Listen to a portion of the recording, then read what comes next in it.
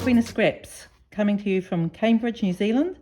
Just showing you a little box I made to gift some blends in, but you could use this box for other things too. It just opens up and we've got a couple of blends in there, and I've put a little bit of matching paper, coordinating paper in the bottom there as well. So just a simple little gift.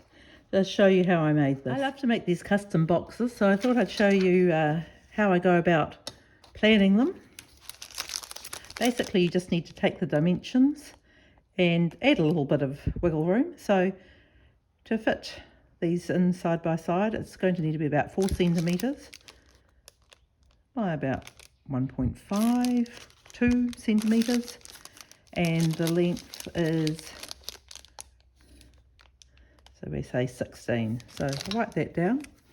So 16, there was 16 by 4 by 2 centimetres, and we're wanting to make a box. So I just do a rough sketch. It's pretty rough. It's just a schematic to help you decide how all this is going to go together. So we know we're going to have the flap. We're going to need to have the top and then a side. So you're just working around the box. The box will need to have a bottom, and it will need to have another side. As you can see, this is very rough. We don't need another top and flap, so that's extra. And we know the dimensions that we want these to be. So we're going to make that 2, we're going to make that 4, 2, 4, 2. These are to make the dimensions, and the flaps that'll make it into a box are going to need to be 2 centimetres as well. So that's 2 centimetres there. And we know that this has to be 16. So we can add those bits up. 2 plus 16 plus 2 is going to be 20 centimetres, which is great because we're going to be able to get it out the width of an A4, and the depth is 2 plus 4 is 6, plus 2 is 8, plus 2 is 12, plus 2 is 14. So 20 by 14 centimetres. So let me get a piece to make that with. My piece that's 20 by 14, and we are going to put it in portrait orientation first, and we have our little schematic here. Now these are pretty easy numbers to work with. So first one we know is at 2, and then the next one we have to add on 4 to that. So 2 plus 4 is 12, and then the side is going to be another 2, so 6 added on another 2 comes to 8. And then the next one is going to be 4 onto that is at 12, leaving another 2 there. So we're going to then turn it the other way, and we're going to score it at 2, but on both ends. So that will be at 2 and at 18. So that's all the scoring we need to do. I'll put this away. You could also score it on your trimmer, but I do have my scoreboard and I like it for getting nice parallel lines. Okay, so this is just a little pizza box style closure with a self lid. So I'll quickly go through this.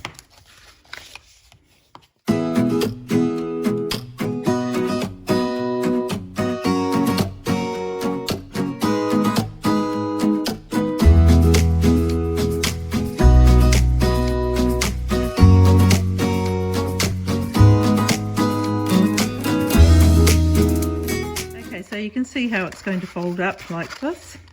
I find it's easier to stick on the decorative bits first. So let's work out what we need for that. Okay, so I'm using 6 by 6 paper, which is not quite wide, not quite wide enough for my normal half a centimetre margin. So we know that 6 by 6 is 15.25. And we know the width is 16, so it's 0.75, so it's a little bit more of a margin. So let's just work out the numbers for that. Okay, so for the top, we know that it's 16 by 4.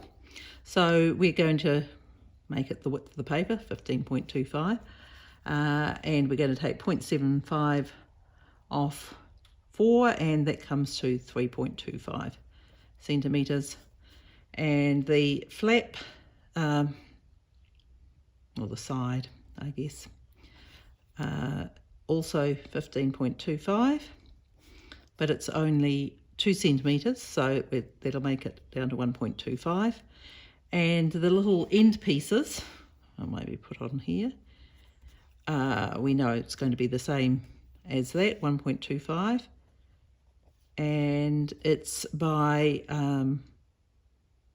the width, which is 4, which is, so it'll come down to 3.25, which is the same as this one here. Whoopsie. You see, it's very rough, but this is how I work it out. So I'll cut those pieces from the pattern paper. So from my piece of 6 by 6 paper, I've cut out these pieces, and you have to decide which sides you want to use.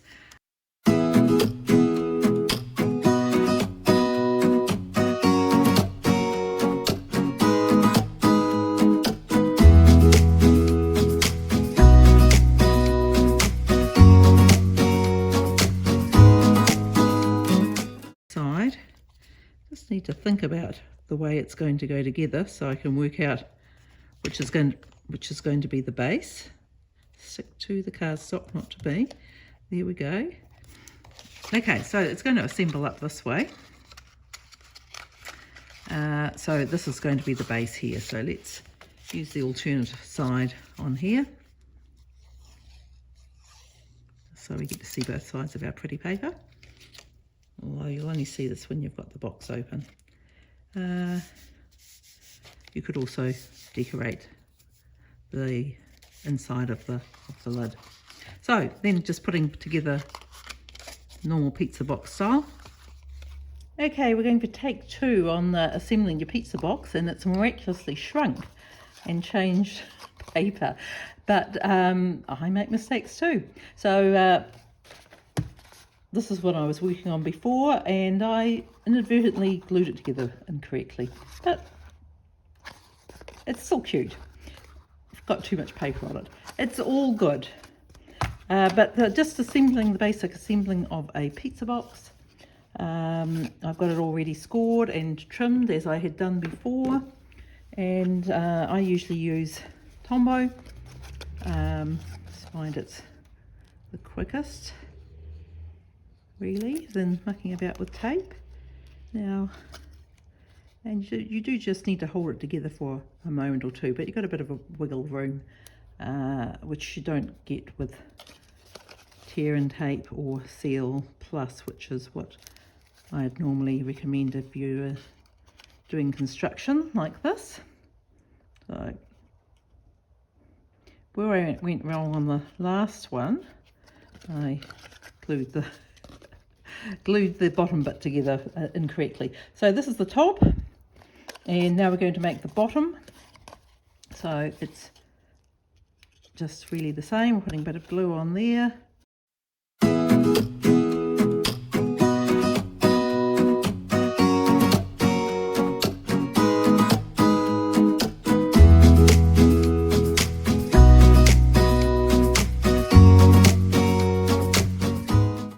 Do this before you assemble it.